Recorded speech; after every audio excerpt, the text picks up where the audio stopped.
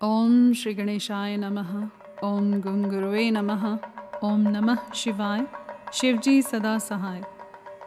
उमा संहिता अध्याय 27। काल या मृत्यु को जीतकर अमरत्व प्राप्त करने की 4 यौगिक साधनाएं: प्राणायाम, भ्रू मध्य में अग्नि का ध्यान, मुख से वायुपान तथा मुड़ी हुई जिह्वा द्वारा गले की घंटी का स्पर्श। पार्वती बोली, प्रभो, यदि आप प्रसन्न हैं तो योगी योगाकाश जनित वायुपद को जिस प्रकार प्राप्त होता है वह सब मुझे बताइए। भगवान शिव ने कहा, सुंदरी, पहले मैंने योगियों के हित की कामना से सब कुछ बताया है, जिसके अनुसार योगियों ने काल पर विजय प्राप्त की थी। योगी जिस प्रकार वायु का स्वरूप धारण करता है उसके विषय में भी कहा गया है। इसलिए योग शक्ति के द्वारा मृत्यु दिवस को जानकर प्राणायाम में तत्पर हो जाएं। ऐसा करने पर आधे मास में ही वह आए हुए काल को जीत लेता है। हृदय में स्थित हुई प्राणवायु सदा अग्नि को उद्दीप्त करने वाली है। उसे अग्नि का सहायक बताया गया है। यह वायु बाहर और भीतर सर्वत्र व्याप्त और महान है। ज्ञान, विज्ञान और उत्साह सबकी प्रवृत्ति वायु से ही होती है। जिसने यहाँ वायु को जीत लिया उसने इस संपूर्ण जगत पर विजय पा ली। साधक को चाहिए कि वह जरा और मृत्यु को जीतने की इच्छा से सदा धारणा में स्थित रहे, क्योंकि योग परायण योगी को भली भांति धारणा और ध्यान में तत्पर रहना चाहिए। जैसे लोहार मुख से धोखनी को फूंक फूंक कर उस वायु के द्वारा अपने सब कार्य को सिद्ध करता है, उसी प्रकार योगी को प्राणायाम का अभ्यास करना चाहिए। प्राणायाम के समय जिनका ध्यान किया जाता है वे आराध्य देव परमेश्वर सहस्रों मस्तक, नेत्र, पैर और हाथों से युक्त हैं तथा समस्त ग्रंथियों को आवृत करके उनसे भी 10 अंगुल आगे स्थित हैं। आदि में व्याहृति और अंत में शिरो मंत्र सहित गायत्री का 3 बार जप करें और प्राण वायु को रोके रहें। प्राणों के इस आयाम का नाम प्राणायाम है।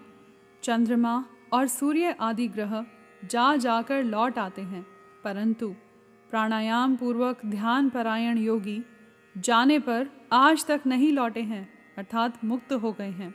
देवी, जो द्विज 100 वर्षों तक तपस्या करके कुशों के अग्रभाग से एक बूंद जल पीता है, वह जिस फल को पाता है वही ब्राह्मणों को एकमात्र धारणा अथवा प्राणायाम के द्वारा मिल जाता है। जो द्विज सवेरे उठकर एक प्राणायाम करता है वह अपने संपूर्ण पाप को शीघ्र ही नष्ट कर देता है और ब्रह्मलोक को जाता है। जो आलस्य रहित हो, सदा एकांत में प्राणायाम करता है, वह जरा और मृत्यु को जीतकर वायु के समान गतिशील हो आकाश में विचरता है। वह सिद्धों के स्वरूप कांति, मेधा, पराक्रम और शौर्य को प्राप्त कर लेता है। उसकी गति वायु के समान हो जाती है तथा उसे सब प्रहणीय सौख्य एवं परम सुख की प्राप्ति होती है। देवेश्वरी, योगी जिस प्रकार वायु से सिद्धि प्राप्त करता है वह सब विधान मैंने बता दिया। अब तेज से जिस तरह वह सिद्धि लाभ करता है उसे भी बता रहा हूँ। जहाँ दूसरे लोगों की बातचीत का कोलाहल न पहुँचता हो, ऐसे शांत एकांत स्थान में अपने सुखद आसन पर बैठकर चंद्रमा और सूर्य यानी वाम और दक्षिण नेत्र की कांति से प्रकाशित मध्यवर्ती देश यानी भ्रू मध्य भाग में जो अग्नि का तेज अव्यक्त रूप से प्रकाशित होता है, उसे आलस्य रहित योगी दीपक रहित अंधकार पूर्ण स्थान में चिंतन करने पर निश्चय ही देख सकता है। इसमें संशय नहीं है।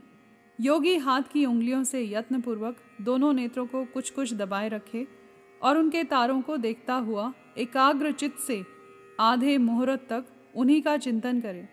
तदंतर अंधकार में भी ध्यान करने पर वह उस ईश्वरीय ज्योति को देख सकता है।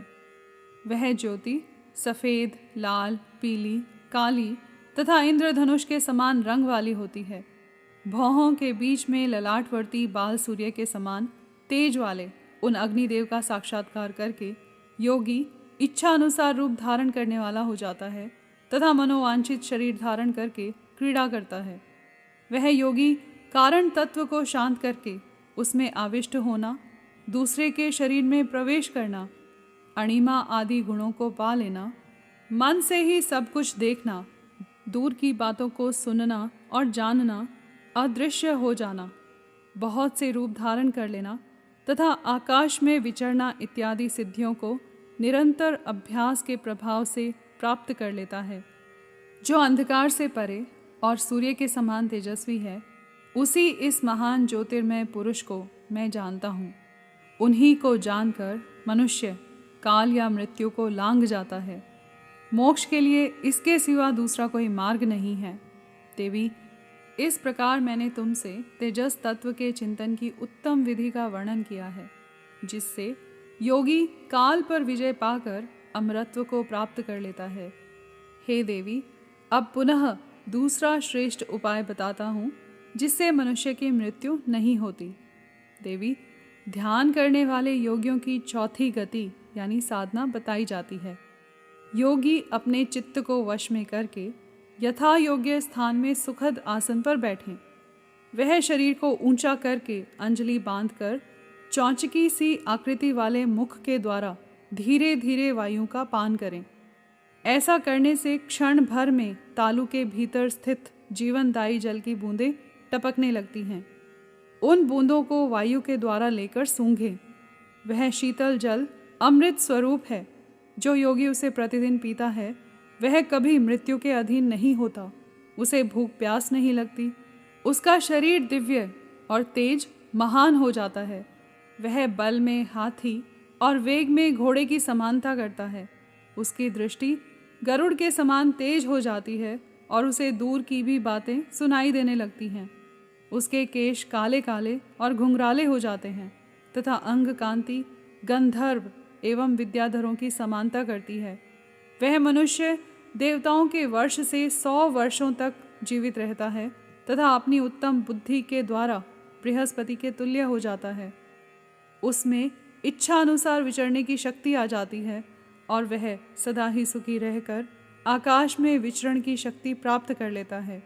वरानने, अब मृत्यु पर विजय पाने की पुनः दूसरी विधि बता रहा हूँ, जिसे देवताओं ने भी प्रयत्नपूर्वक छिपा रखा है। तुम उसे सुनो। योगी पुरुष अपनी जिह्वा को मोड़कर तालू में लगाने का प्रयत्न करें।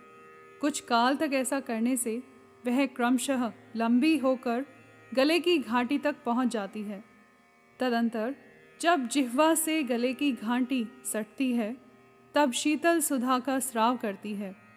उस सुधा को जो योगी सदा पीता है, वह अमरत्व को प्राप्त होता है। यहाँ पर अध्याय 27 समाप्त हुआ। कर्पूर गौरम करुणावतारम संसार सारम भुजगेंद्रहारम सदा वसंतम हृदयारविंदे भवम भवानी सहितम नमामि।